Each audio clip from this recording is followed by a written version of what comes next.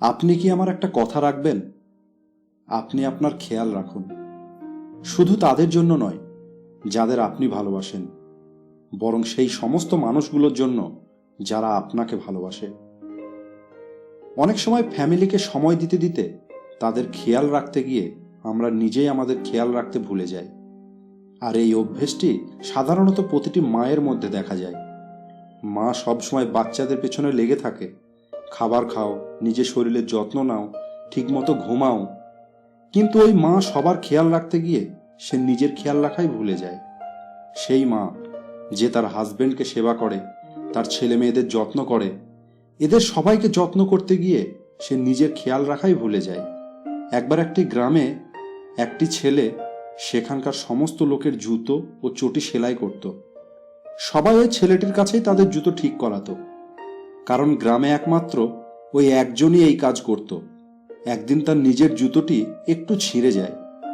সবাই তাকে বলে, তোমার নিজের জুতো খারাপ হয়ে গেছে, তুমি সবার জুতো ঠিক করো, নিজের জুতোটা কেন ঠিক করছো না?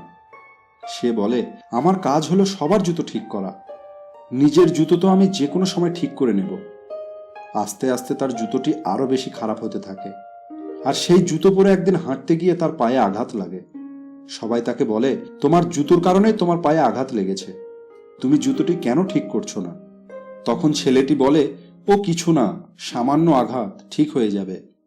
কিন্তু যাকে ওই ছেলেটি সামান্য আঘাত মনে করছিল, আস্তে আস্তে সেটি অনেক বড় হয়ে যায়। সে হাঁটতে পারে না। এরপর গ্রামের লোক তাকে হসপিটালে নিয়ে আসে। সেখানে ডক্টর বলে, হাঁটুর নিচে থেকে এই ছেলেটির পা কেটে ফেলতে হবে।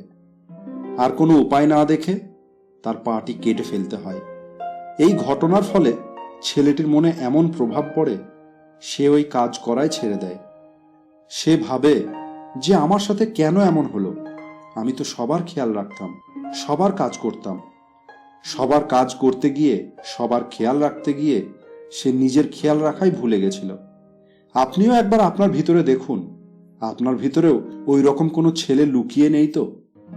নিজের পরিবারকে যত্ন করতে গিয়ে, নিজের দায়িত্ব পালন করতে গিয়ে আপনিও কি নিজের খেয়াল রাখছেন না? অনেক সময় আমাদের কাছে নিজের থেকে অন্য কাজ এত বেশি গুরুত্বপূর্ণ মনে হয় যে আমরা আমাদের কষ্টগুলোকে ইগনোর করি। ভাবি যে পরে দেখব, শরীর অসুস্থ তাও কাজ করতে হবে, চিন্তিত আছি তাও কাজ করতে হবে। তাহলে মনে রাখবেন, যাদের জন্য আপনি এই সমস্ত কিছু করছেন, যদি আপনার কিছু হয়ে যায় তাহলে তার প্রভাব আপনার পরিবারে, আপনার আপনজনের উপরেই পড়বে। যেমন ওই ছেলেটির সাথে হয়েছিল, সে তার কাজ করাই ছেড়ে দিয়েছিল, আর সেই কষ্টের মূল্য সমস্ত গ্রামকে দিতে হয়েছিল, কারণ সেই কেবলমাত্র ছিল যে ওই কাজ করত। তাই যদি আপনার ফ্যামিলির দায়িত্ব আপনার উপরে থাকে বা ভবিষ্যতে থাকবে, তাহলে আপনাকে আপনার দায়িত্ব নিতে হবে।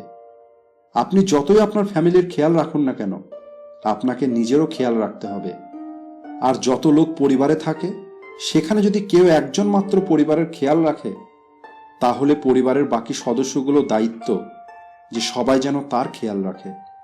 যদি বাবা মা তার সন্তানকে 10 বার বলে যে নিজের খেয়াল রাখো, তাহলে একবার ওই সন্তানেরও দায়িত্ব নিজের বাবা মাকে এটি বলা যে তোমরাও তোমাদের খেয়াল রাখো।